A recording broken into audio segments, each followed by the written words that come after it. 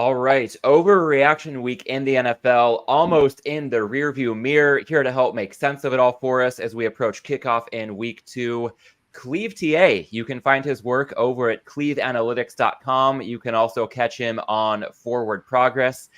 And I've got to note, the last 3 weeks, that makes it 3 guests from Forward Progress. It's almost as if I had some sort of role in building out the hammer, but that's neither here nor there today.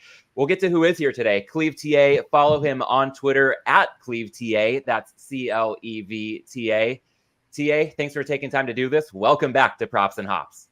Thanks, Matt. Anytime. I've been a long-time listener, and I appreciate it anytime you ask me on. Absolutely, and I'm especially excited to get into everything this week, digging into week 1 results, what really to take as signal, what to dismiss as noise. And I'll note that while I've got some questions for you to that end, for anybody who's with us live on Twitter or YouTube, feel free to drop any questions or comments into your feed and we'll work that into the show whenever possible. And TA, to kick things off, when we look at reacting to week 1, mainly to inform week 2 betting for the purposes of this show, what would you say is perhaps the biggest adjustment that you've made off of what we saw transpire across the NFL? Yeah, so I was telling you kind of yesterday when we were trading messages that I'm probably different than most, that I don't adjust my ratings typically from week to week. And it's not even just week 1 to week 2, but just really any week, unless there's a fundamental difference or just major injury that totally affect, kind of my preseason thinking on these teams. I historically, it's served me very well. Week 2 has been, if you look back at my kind of betting history in the last, 10 years, week 2 has been my most profitable year. And it's because I think a lot of it is because I don't really react, necessarily from week 1 to week 2, too much from a power rating standpoint, et cetera. And, that's where I find my biggest edge is by doing that. And I just, I don't see, I put a preview together. I know you talked about that I spend like over a month straight on, and I go in major detail on, and I study all these teams and stats and everything that's, roster movement, all the luck factor, everything that happened last year for these teams. And I come up with, I think, very informed ratings. So one game, one 60-minute game or even like a bad half is not going to change for me how I perceive these teams. I even posted on Twitter, 5 of the last 6 years, we've had, a team that gets blown out in week 1, loses by double digits, and it ends up winning 11 plus games and makes the playoffs. Like, we've seen it year in and year out. I remember a couple of years ago, the Titans, if you remember, it was 2021. They got completely demolished at home against the Cardinals. Couldn't do anything right. They turned it over like 4 or 5 times, and they went in the next week into Seattle, a tough spot. And right away, the first line that I hit that week was Tennessee plus 6.5, and the look ahead I think on that was 3 or 3.5. So it moved essentially a full field goal, and I just thought it was completely unwarranted. I wasn't going to change how I looked at the Titans, and I ended up, taking the Titans, and they won, not only did they cover, they won outright, and they ended up being the number 1 seed in the AFC that year. So there's so many examples of that. So for me, it takes multiple weeks for me to really, change my opinion on these things. So, I'm not going to have a huge difference in my opinions for any of these teams, this week compared to what I was thinking last week. I definitely gravitate in that direction. And I feel like in the last couple of years, the whole week 2 being an overreaction and there are so many bad lines to pick off just hasn't been as fruitful. I think that I've become really mindful of trying to find that optimal balance of not overreacting, of course, but also not underreacting. So I'll throw one thought your way to see what you think of it. My biggest adjustment coming out of week 1 was to bump up San Francisco, and that largely centers around Brock Purdy. I certainly had my doubts because last year, I think he acquitted himself quite well, but there was a pretty smooth path, I think you could say. And from a lot of what I saw, it seemed like opposing defenses were often failing to capitalize on mistakes that Purdy was making. So I thought that might catch up with him, and maybe it will at a certain point. I mean, he had next to no draft pedigree as Mr. Irrelevant, and also the injury he suffered, unfortunately, in the NFC title game to really take a lot of the air out of the Niners' sails there, and the aggressive timeline with which he's recovered. I just didn't know how ready he would look come week 1 for all those reasons, and he made a big statement. I don't think he's going to be mistaken for the second coming of Joe Montana anytime soon in the Bay Area, but I think he more than held his own. So just thinking about the fact that I liked San Francisco, but I didn't really love them. And now what we saw, again, just one game, but Purdy, that supporting cast on offense, a suffocating defense. I just have to ask myself, what's not to love? So with San Francisco, did you make much of a bump, especially out of some potential questions that myself and others had around what they'd get under center? Yeah, I mean, I like San Francisco too. And I mean, I think everybody would have had them in the top 2 or worst case 3 of the NFC. So, they're still there. And I think the fact that we saw Philly yesterday can struggle a little bit again, and they're starting to accumulate injuries, I think that's kind of seeping in my head. Whereas I normally would have said, all right, maybe I still would have had Philly up there in the top 3. I think anyone who really thought that, San Francisco could go under their win total or struggle a little bit, at least in my opinion, would be more of the totality of the season, the fact that their schedule's tougher. They play four teams who are coming off of a bye week before they play them, which is the most in the NFL. So like little things like that were kind of maybe why I didn't have them winning the NFC, but it's not because of the talent. The talent was always there.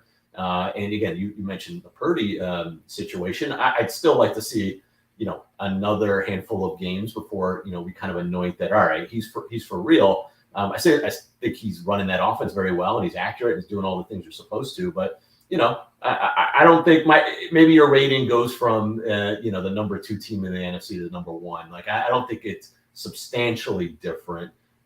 So in that scenario, for me, it's more of a totality of the season versus just one kind of a week to week basis. And I hear you on it. It's sounding like we're splitting hairs if it's saying, okay, well, maybe they were my number 2 or 3 team in a conference. Now they're number 1. That can sound like a maybe irrelevant adjustment to get worked up about. But I also think of it in terms of point spreads on a week to week basis. If it's, crossing through the 7 against the Rams this week, that might come into play.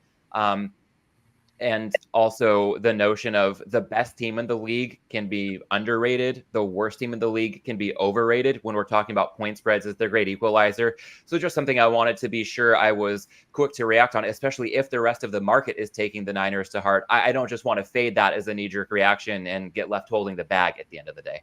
Yeah, and I think also a lot of people were thinking, Nick Bosa was holding out, prior to a handful of days before the season opens. So, there were different, there were things that were still in the balance, I think, prior to, last week in general.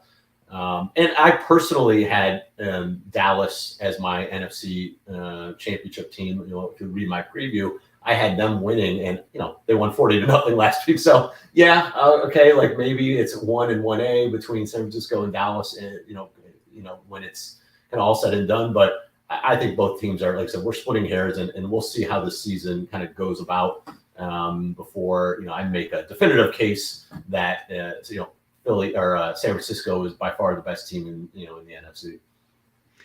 And there was a team that definitely did not look like one of the NFC contenders. The Seattle Seahawks really laying an egg in their home loss to the Rams to kick off the season. Talk to me a little bit about what you take away from that performance, or perhaps what you don't take away from that performance to an extreme in terms of maybe not reacting as much as the rest of the marketplace.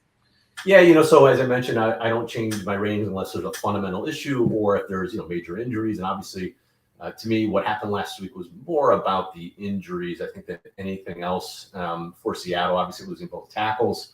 Neither one they're both young guys, they're second-year players. And both were kind of mediocre, to below average tackles last year. So they weren't powerhouses. We're not talking about Trent Williams here. But there is a big difference between losing, one offensive lineman mid-game to 2 offensive linemen mid-game versus knowing that you're not going to have those guys and playing with backups to prepare for a week. So I think the kind of downgrade that a lot of people are giving Seattle because of this is a little bit over the top. When you know you're going into a game without both your tackles and you're playing backups, like at least you can do things like I'm going to chip more with my tight end, or I'm going to leave a back in the backfield on passing downs, things like that. You're going to do more quicker throws, run the ball a little bit more up the gut, like those sorts of things you can game plan for. When it's middle of the second quarter and you're kind of on the fly, it's a lot more difficult. So you look a lot worse in that situation. So I would caution people to not overreact to that degree when it comes to kind of injury evaluation. For me, I still think that Seattle's a borderline playoff team coming in. Maybe you downgrade them a half a point, which is fine. Like I said, losing both tackles, it's pretty rare to lose 2 tackles in 1 week. So in that scenario, I'm okay like dropping them down a notch. But I think if we talk about the game specifically with Detroit, I still think that they've got plenty of weapons, that they're going to be able to move the ball. Pete Carroll's very good as kind of energizing his team and propping them up. So I don't think going from whatever was 3 in the look ahead to a touch 6 this week, and now it's back down to 4.5 or so. I thought the 6 was egregious. I actually grabbed some myself. I know we were talking about that being a potential buy point. 5.5 maybe, down to 4.5. Now you're getting closer to where I think the true number should be. So when you talk about downgrading Seattle half a point off of week 1, I feel like a lot of people would say that's a gross underreaction. I know the line is no longer at 6, but even at 4.5, if you only downgraded them half a point, I've got to imagine while the Lions won in Kansas City, and there's something to be said for defeating the defending champs on the road to kick off a season, digging into their underlying performance, not a lot of sizable upgrades for Detroit coming out of week 1. With this line at 4.5, is that anything that you would think almost still has to be at least a very strong consideration if you're not downgrading Seattle too much on the heels of week 1? Yeah, I mean, I think Detroit looked fine last week. Offensively, they only scored 14 offensive points. One of them was on a pick 6. They were fine. I'm still not sure how they're going to use Jahmyr Gibbs. They'll probably use a little bit more. But, they don't have a second receiver outside of Amon St. Brown. Obviously, Jameson Williams is suspended. Josh Reynolds and Marvin Jones was terrible last week. Like, they don't really have that second outside receiver. I thought that Matt LaPorta played well at tight end. But, I coming in, I was lower on Detroit than the market. Not that I was against them. I just didn't see them as the clear-cut favorite in the NFC North. So maybe I was, down on them a little bit more than the market. So, in terms of an upgrade, it's probably upgrading them back to where maybe the market was prior to last week. So, kind of net, it's not that big of a deal. I think, again, 4.5, 4.5, 5 are kind of dead zones. So it's, really tough. I'm not, like I said, I wouldn't take it at 4.5, but it's not, the worst play at that number. It's, to me, 6 I thought was, you're getting, that's more of a key number, obviously, than when we get to 4 and 5 that are dead numbers. But I like fading narratives. Like, that is one of my favorite things to do just in general. I did this whole thought that, 1 week, essentially 1 half. Like, let's go back, because I watched that whole game. I was watching it live. Seattle moved up and down the field the first couple of drives. They had 13 points when they were entering their last drive, and they essentially took their foot off the gas. I don't know why, but they got really conservative and they attempted a 40-yard field goal. They realistically should have had at least 16 points at halftime when most of their lineup was intact. And then it was the second half when they just didn't have both tackles, and it fell off a cliff, and they couldn't block Aaron Donald. So to me, like, okay, so now you get a week to at least prepare to not have those tackles. I think I think they'll be okay. Like, I don't think it's as big of a knock as if they were facing a team with the Browns or the Niners, teams with superior edge players that really are going to take advantage of the situation. It might be a different story, but Aiden Hutchinson is fine, but he's not an elite player yet. Houston's okay on the other side. Like, they don't have an elite defensive line. You can run up the gut on them. Kansas City didn't try it. It's not their specialty. So I don't think it's as big of a difference, again, when you match up who you're facing or when you're who you're playing against. It's not as big of an issue as it would be against some other teams. So when I downgrade, again, it matters to who the matchup is. And so like I said, 4.5 is kind of on the edge. 5.5, 6 is much more of a play. All right, so it sounds like if we see a 6 reappear, barring any new information, and given the factors that you've outlined, then maybe a chance to get back down on Seattle. If not, perhaps the ship has sailed in that matchup to extract as much value as possible. What about any other sides in week 1 that stand out? Is there one in particular that, looking at the board right now on Friday afternoon, that you do still see as actionable? Yeah, I mean, a Friday afternoon podcast is tough because I think I hit most of my games Yep. Monday and Tuesday. I mean, I had Kansas City. I have Kansas City -2.5 in the back pocket, and I have Carolina +3.5. So those are much more much better buy points than where we sit now. So I'll give you one that I actually did take this morning that I think is still actionable, and I'll give you Buffalo minus. I think you can still find -8 in the market. Yeah, and I also took, by the way, alternative spread -19.5 at +320. It was on FanDuel. I don't know if that still exists, but I like taking some of these alts, and I'll tell you why. But to me, I don't. Again, I'm fade narratives. I don't care what happened last week. The whole Josh Allen is may not be good anymore stuff is nonsense. If you ever paid attention to how he's played against this Jets team in the past, you'll understand. I mean, I do all these write-ups for every single game and for my website. And I even, I didn't take Buffalo or the Jets last week. I was kind of neutral on the game.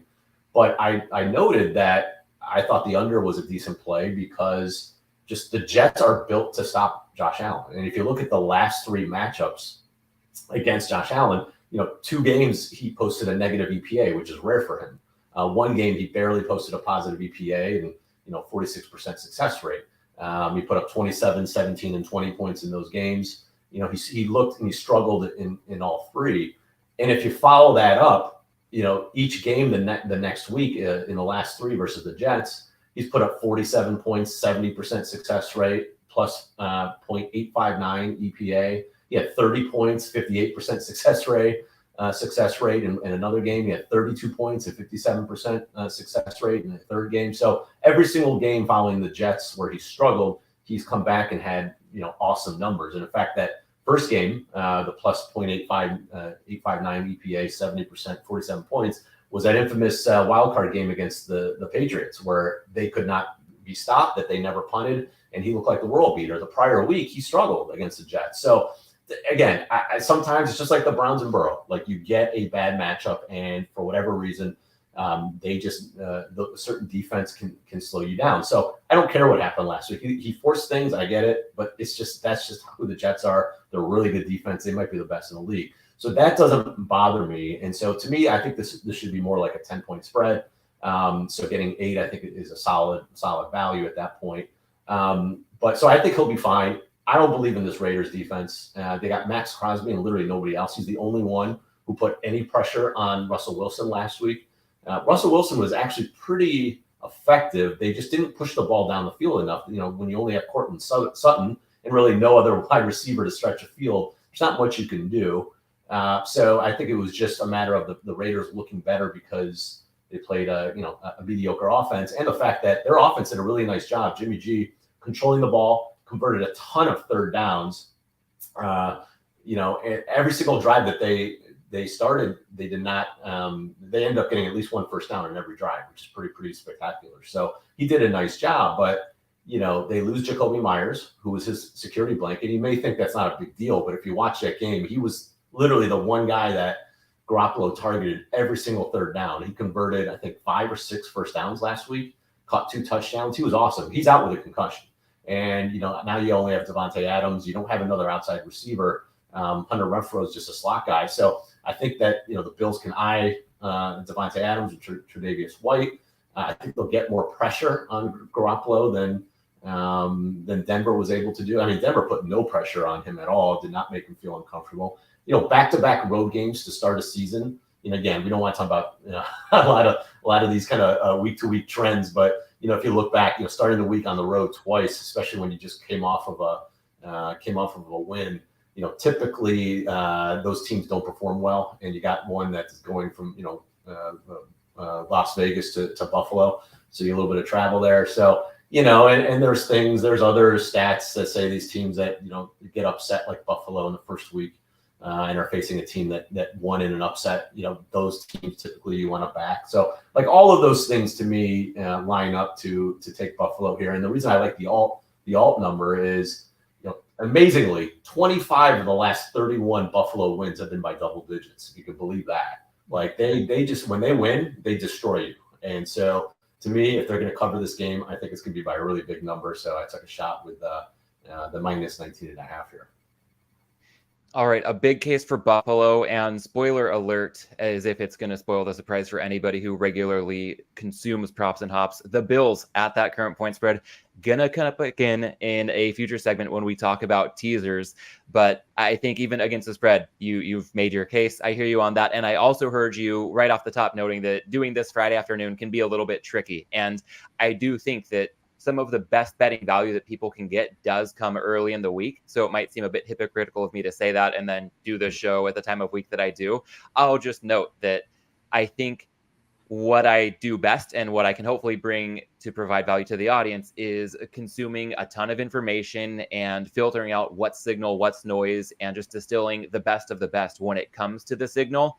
And taking a good chunk of the week to do that does mean the show comes out later. But just because some betting value, a lot of betting value, frankly, is gone, as you indicated, by having Panthers plus 3.5, as well as Chiefs minus 2.5 in pocket. A lot of value is gone. That doesn't mean all the value is gone. I still think there is value to be had. And the bet that I'll get to here actually wasn't available at the right number early in the week. And I think it has moved into a much more bettable range. So, TA, I'd love to hear what you think about the Patriots plus 3 hosting Miami. That's going to be my favorite side on the board as things sit right now. I came to this one independently. I also heard Steve Fezzik note it is his best bet on the Dream preview. So that was a nice confidence boost to hear that somebody else with his track record came to this play as well. Really looking at this on both sides of the ball. When the Dolphins are on offense, Mike McDaniel, I thought this might be the case heading into last week's game against the Chargers. He certainly had a counterpunch for Brandon Staley after that Week 14 beat down the Chargers gave the Dolphins last season. And if there's going to be any coach in the league who can have a quick counter to what McDaniel showed with that brilliant Week 1 scheme, I think Bill Belichick in Week 2 would be the guy to do it. So when Miami's got the ball, I don't see quite the upside that they just really blew out of the water against the Chargers last week. And when New England has the ball, Vic Fangio's scheme is designed to limit explosive plays, and I think that's a lot more effective at times against dynamic quarterbacks. So we saw a pretty big impact on the passing numbers the Chargers put up with Justin Herbert and Kellen Moore's first game as the offensive coordinator. Some people disappointed the Chargers weren't more explosive passing the ball. But when we've got a guy like Mac Jones and the Patriots offense as it's structured, I think they're better equipped to win ugly if that's what it takes, if that's what the Dolphins and Fangio are willing to give them. And in terms of, again, looking to not overreact to Week 1, but react accordingly, I'll note the Dolphins earned that win and cover against the Chargers. While that game could have gone either way at the end, Miami did show very well. I think New England showed better than the scoreboard would indicate, however. They earned a cover, if not an outright win against the Eagles, outgaining them by almost a yard per play. They were -1 in turnovers, including a pick 6. So overall, I just feel like the spread overstates the gap between these teams. And TA, one little math exercise I want to run by you, and math alert to all the viewers and listeners out there. I think this spread could also overstate the gap between the Patriots and the Chargers if we look at things in a certain way. So TA, just offhand, let me kick this off by asking you, what would you make the line between the Chargers and the Patriots on a neutral field? I would have Chargers. I can look at my numbers, but I would have them probably -2.5. Okay, I think that's definitely in a reasonable ballpark. That's comparable to what I would have thought. And if I look at last week's closing number against the Dolphins, the Chargers were laying 3, and it was shaded toward 3.5 at a lot of sharper books. And I think if we're generous, we can give the Chargers 1 point for home field advantage. So that says Chargers about 2.5 points better than Miami. And then this week, New England +3 hosting the Dolphins. Let's give the Patriots a more standard these days, 2 points of home field advantage. So that's saying that Miami is about 5 points better than the Patriots on a neutral.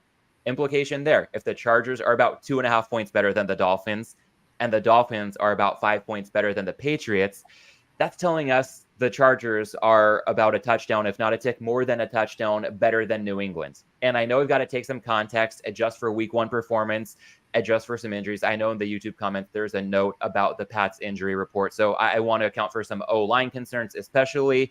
But the matchup here, I think, favors New England, looking at what Miami likes to do offensively, better than it did the Chargers as a heavy favorite last week. So all in all, I like the Patriots a lot here, clearly. I like that Circa and Bookmaker / Chris are soft 3 shaded toward 2.5. To me, that's an indicator of where the market is more likely to go if it moves any further here. TA, any thoughts on the Patriots +3 hosting Miami? Well, it's funny. So when I do, and I know a lot of people do this, I don't look at my numbers. I don't look at anything. I think I'm pretty accurate with guessing lines. I'm usually like within 90%, within a point by 90% of these games. And I had right away Miami -3. So when the line opened up, I think it was 2. Um, I was thinking about pulling the trigger on Miami, and then the more I thought about it, I just thought that kind of going cross country from Miami to LA and then back to Miami and then up to New England, I thought that was a little bit much. I agree that I think McDaniel spent all offseason kind of preparing for this counterpunch with Staley because that's all he heard about in the offseason, and he even talked about it last week. He joked about it at his press conference about Staley kind of figuring out, in quotes, his offense. So I think that meant a lot for him and his staff. So I do think they spent a lot of time there last week. So you could get a little bit of a deflated look here. I will just say the one hesitation I have with New England is they have been utterly pathetic again as underdogs in the last couple of years. If you look at Mac Jones and my website, I've added a bunch of new tools that you can do some queries against the spread and totals and stuff, and also quarterback queries. And if I look, I believe Mac Jones has gone 0 for his last 8 against the spread as a starting quarterback as an underdog, which is amazing. Now, some of that has context. Like last week was a coin flip. He probably should have not only covered, but maybe one that came out right. But in general, I wonder if the market gives Belichick a little bit too much credit post Brady in these types of situations, and I can't figure it out, and that's why last year I would have, if this was the same situation, I would have jumped all over New England at +3. But I learned my lesson last year. I had them versus Baltimore at home. They got blown out as a home dog. I had them another time where they looked horrible as a dog and got blown out. And I just kept thinking to myself, what is going on? Like, why is it that, you would think in these spots where, they're underdogs, Belichick will get them up, they'll coach them up, and it just doesn't work out. And maybe it's just Mac Jones, but for whatever reason, the market, I think, overvalues Belichick and this Patriots team in an underdog spot. I mean, they are typically undermanned and they are well coached, but maybe just the talent kind of outdoes everything. And he has struggled against Tua. Tua's 3-0 in the last couple of years against Belichick.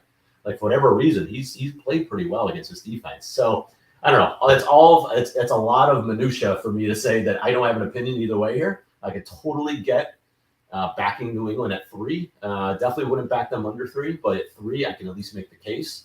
And I think, you'd have a shot. And again, the situation, does help them. The fact that, Miami's coming off that big win and having to go cross country multiple times. I do think that does, weigh on the Dolphins a little bit. But man, whenever you essentially need to win for the most part to cover against someone like Tyreek Hill and Jalen Waddle on that offense, it's scary.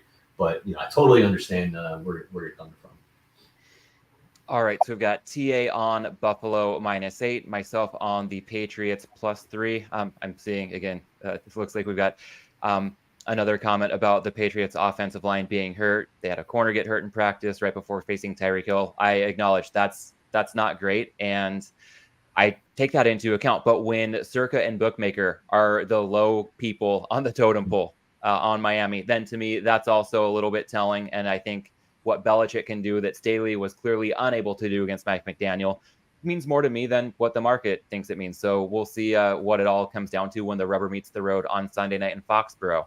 And moving on, TA, let's talk some teasers. We have a lot of options on the board this week if we look at that classic model of going through both the 3 and the 7.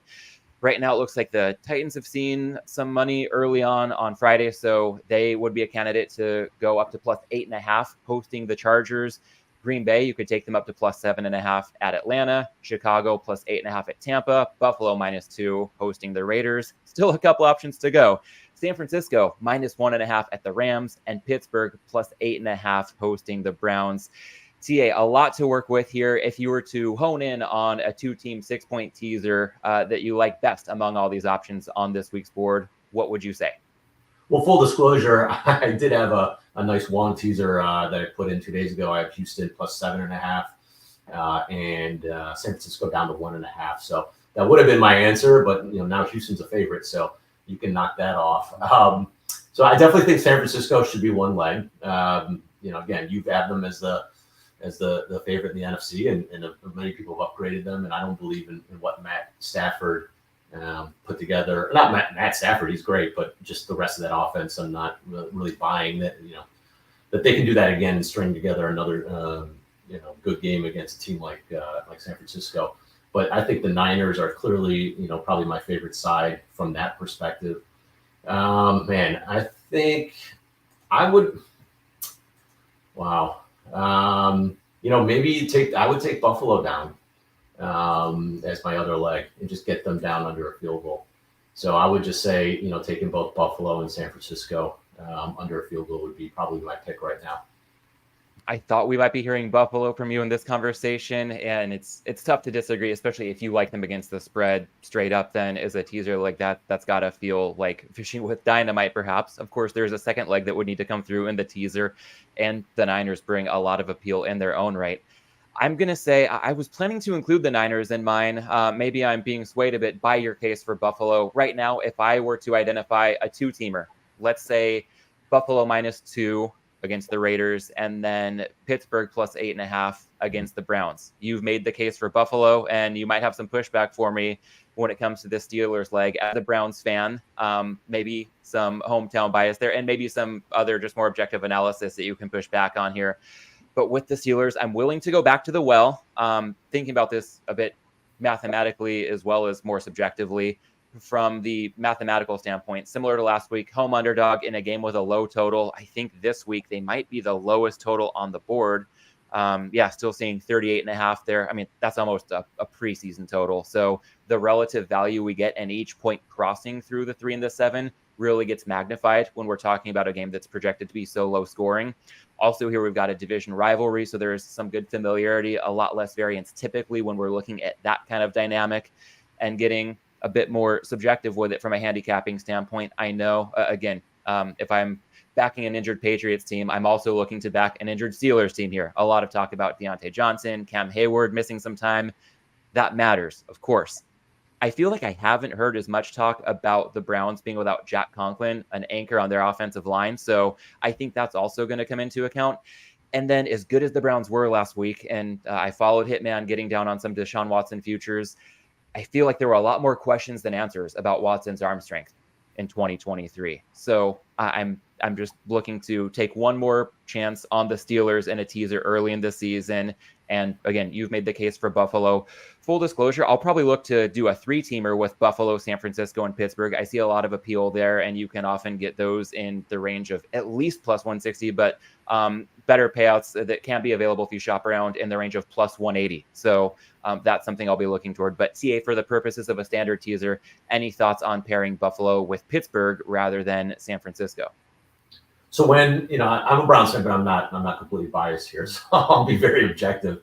When, the one thing after the Browns blew out Cincinnati and I saw the Steelers got blown out, I was like, oh boy, this is, Browns have to go into Pittsburgh on a Monday night. It's a tough proposition when you have kind of those, those competing factors. But then when you really evaluate, the Steelers team and the fact that, I don't think you can really downplay the Cam Hayward injury, and especially, and Deontay Johnson as well. First of all, Deontay Johnson is impactful because with Pickens and Allen Robinson essentially left for Pittsburgh outside, you have two of the kind of the worst separators in the NFL that are more contested catch guys. Like Deontay Johnson is that guy that gets open. I mean, he's one of the best from that perspective. That's going to be a huge loss. I'm sure they'll use Calvin Austin, and although you can't guarantee anything with Matt Canada at OC because he's probably one of the worst in the NFL. So they're probably just going to run the ball a lot. But this Browns defense is pretty ferocious. I knew they would be a top 10 level defense coming in, 3 good corners, really good pass rush.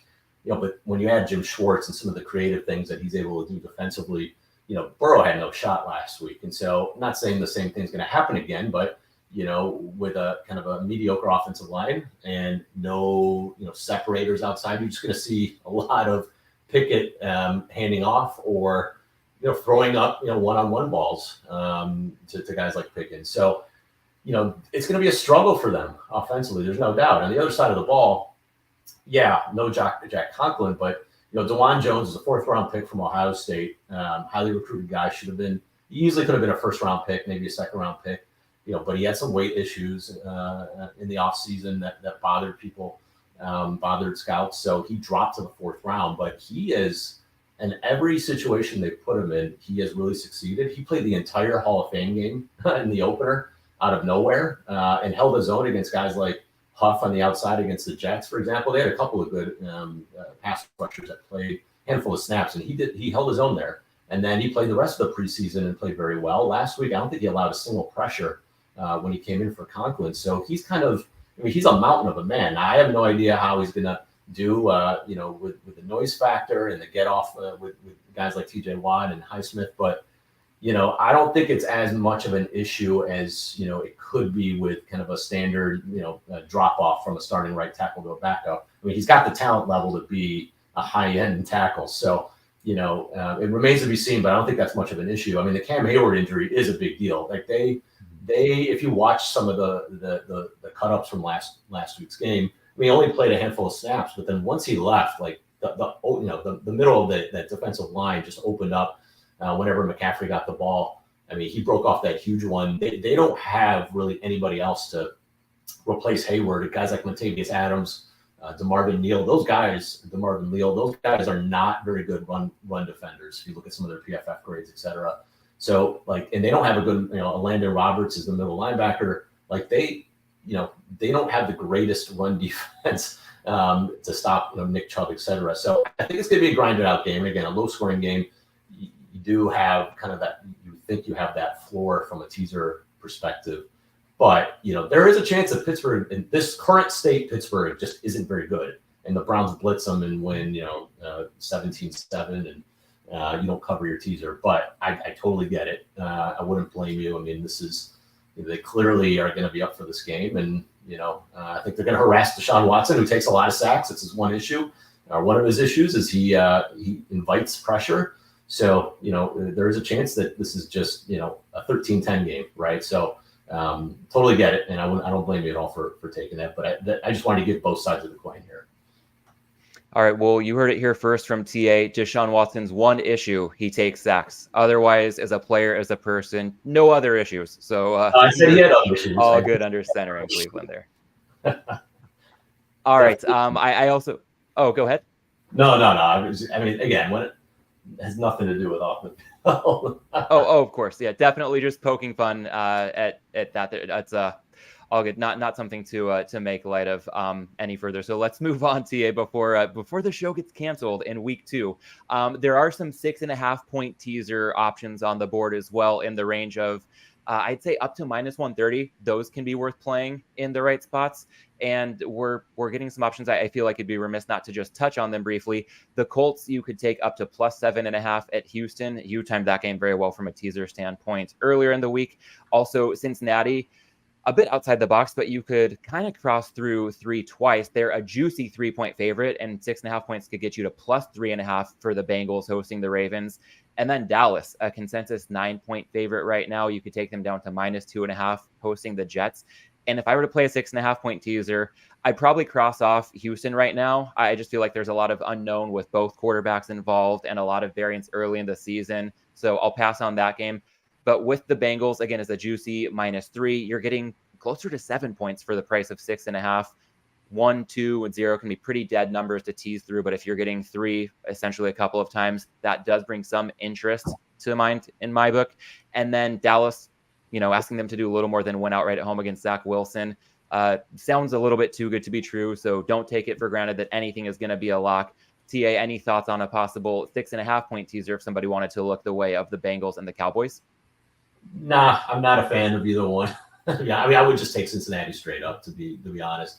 If you're going to do that, I actually like Dallas's team total under a little bit. I think the Jets' defense is legit. I mean, if you look at some of their numbers last year, they were number 1 in what they call a consistency ranking. So they held their opponents below kind of their season average the highest rate in the NFL. They were really good. The one thing they didn't do well is they didn't cause any turnovers. They had the fourth lowest EPA gain on turnovers last year. So, and we saw last week where they had 5 turnovers they caused. So if they're going to get a little bit of that, bounce of the ball, the regression going their way, they could be the best defense in the NFL. And to me, if you have an elite defense like this, and we've seen it time and time again, like how often have we seen in the last couple of years where starting quarterback goes down, market overreacts, typically overreacts, to a point for the favorite where it's, there's value on the underdog, and the underdog not only covers but wins outright. Like we see it so often. These teams rally around quarterbacks. I don't know if Zach Wilson's that guy, right? Because he's kind of been there, and he's not just like a spot starter. He's been there for a couple of years, but I don't know. Whenever you have an elite defense like this, it scares me to even take a good team like Dallas. I mean, I love Dallas this year, but it's not to me, it's not worth that tease right there. So I would probably get a pass on my end. I hear you on that, and I also know a lot of people won't be able to resist getting exposure on Dallas in some way, shape, or form this Sunday.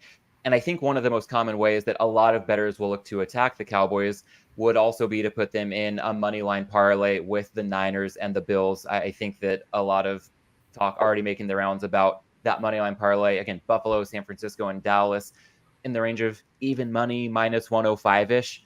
And that can sound like, again, if it sounds like it's almost too good to be true, then that should get you thinking twice. You brought up some wise words of caution as far as Dallas goes.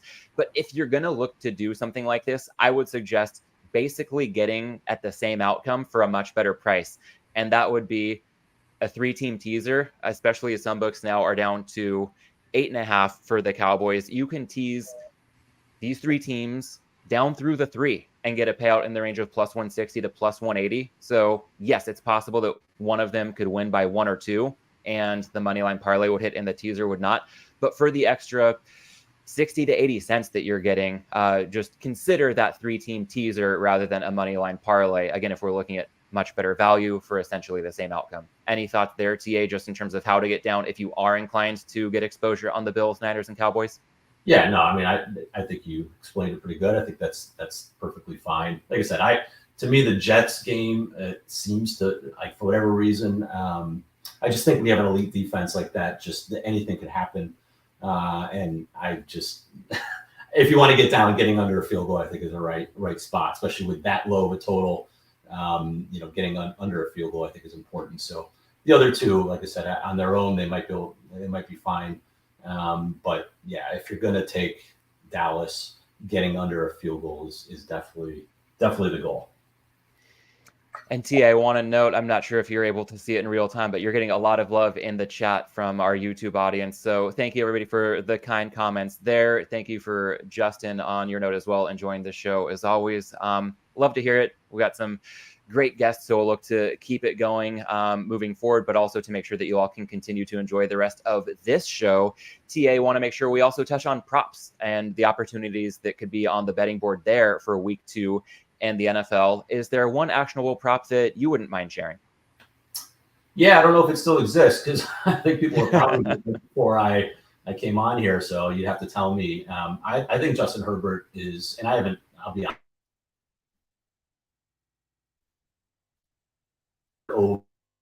I think I saw it initially at 277.5 passing yards, and I think it was like 282 right before I jumped on. So it might be even higher now, but and I think people have the same idea I do. But I just think, for me, and I would probably, to me, I would take this anything under like 286, 87.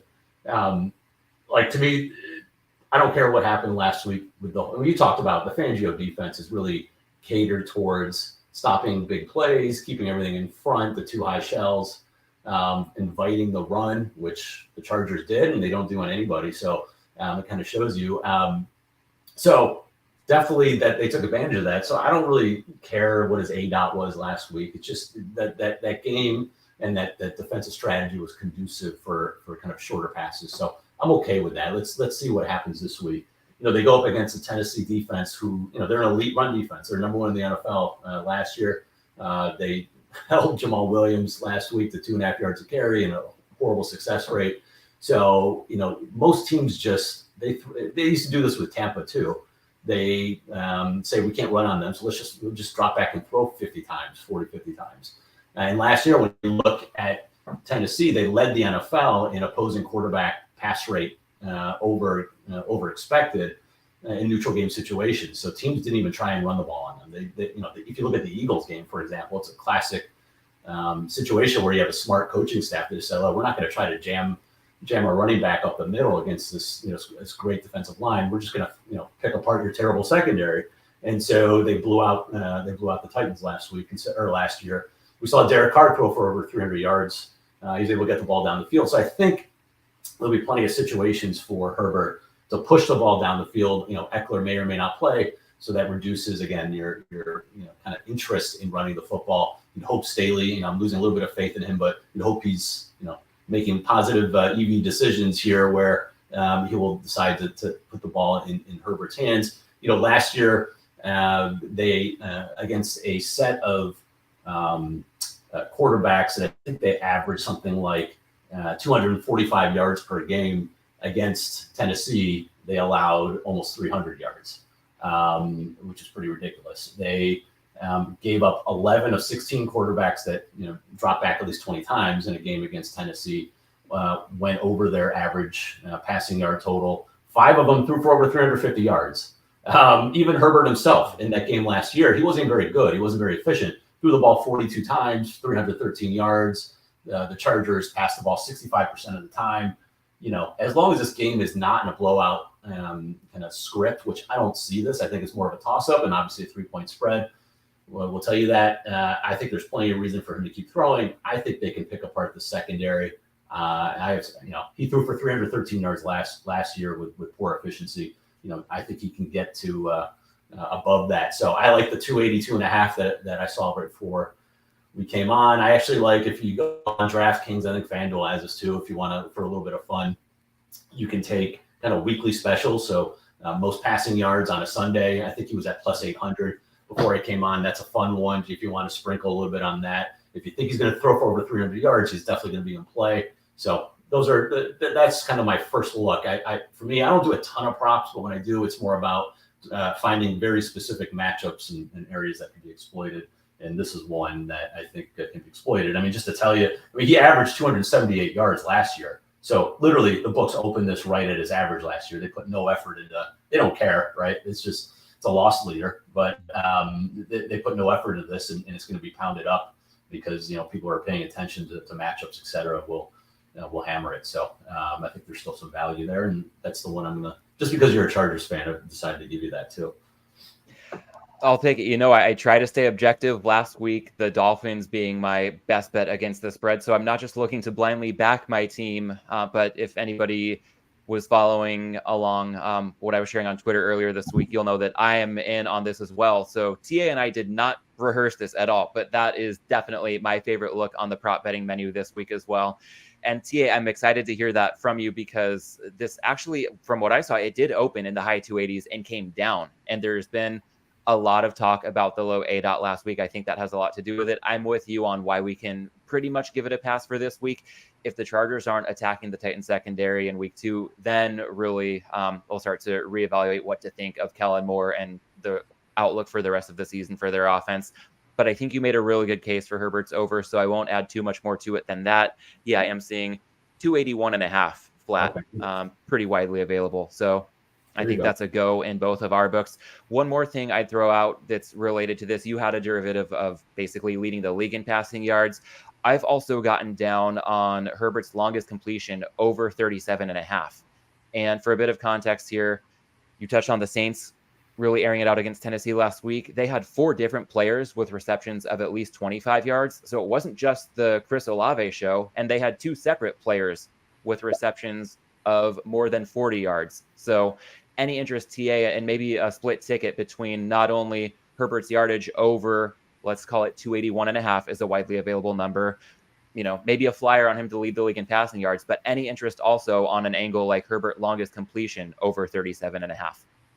No, I mean, I just haven't done the work on it to give a great answer. I mean, if you've done the work, then I'll trust you on that. I personally just like the volume. aspect of it. You could actually just do pass attempts. I don't know what his number is, but if it's in the upper 30s, I would take that over more than anything. So yeah, I mean, that could be an offshoot of it, but he can easily get to that he can clear the 300-yard mark or the 281 mark, even without getting long receptions like that. So to me, I'd rather go volume than anything. So, but I totally get where you're coming from. And hopefully, maybe they get a Quentin Johnston deep ball or a Mike Williams deep ball. But, again, it's kind of all in the same thesis that, you just attack this Titans secondary. You don't even try and run against the brick wall. That's your defensive line. And, you hope that you break some big ones. So, I think it's all in the same family. Yeah, and the mindset of all it takes is one can be very dangerous when it comes to props. So for the record, I have the majority of my exposure on the passing yardage number for the game. To your point, embracing the volume there. Just thinking with a lot of correlation, if he does go over his number, then we're probably going to see at least one in the range of 40 yards, if not longer. So just a little bit of exposure on that angle as well. TA, one more prop I'd like to run by you. I was in touch with Adam Chernoff over at Right Angle Sports earlier this week, and he has expressed to me, as he then did on his podcast, A Simple Handicap this morning, a lot of interest in Anthony Richardson as an anytime touchdown scorer. Earlier in the week, before this line was available, he was telling me he thought it might be in the range of plus 125, and even that piqued his interest. But it opened plus 180 again, and I'm still seeing it in the range of plus 160 for Richardson to score a touchdown. And when I was talking with Adam, he mentioned that Shane Steichen has a track record of running quarterbacks in the red zone. That's especially likely to be the case for Indy, given their issues in the rest of their backfield. And while Adam was anticipating a much lower price this week with the backfield situation the Colts have got, a lot of intrigue in Richardson to score a touchdown. Any thoughts, TA, just offhand, on what you would consider to be about a fair price on Richardson anytime touchdown score against Houston? My biggest concern there is the concussion. He didn't have a concussion. Whatever, he got knocked out last week, right? Mm-hmm. Are they going to be a tad more conservative with his running this week? That's my only concern. He's obviously an elite athlete. He can get outside. Houston's linebackers, Denzel Perryman's questionable, but otherwise they're not the most athletic bunch, so he's going to have some opportunities. Do they want to force the run? Again, if they get to the 1 yard line, they're just going to do the butt push, but so you got a good chance there. But what are his kind of what's the strategy with and the injury look like from that respect? That's my only concern. I think the number's fine, and I get the reasoning. It's just some of those are fluky. Like he really has to you got to find situations where he's going to be inside the 5 yard line, 10 yard line a lot. How often is that going to happen with this offense? I'm not sure. But I totally get the angle, and I don't have a fair price for you. I think what is out in the market is perfectly fine. So totally understand the reasoning. But if it wasn't for last week's kind of getting knocked out, and maybe they don't want to completely overuse him all right off the bat, I would be on board with you for sure.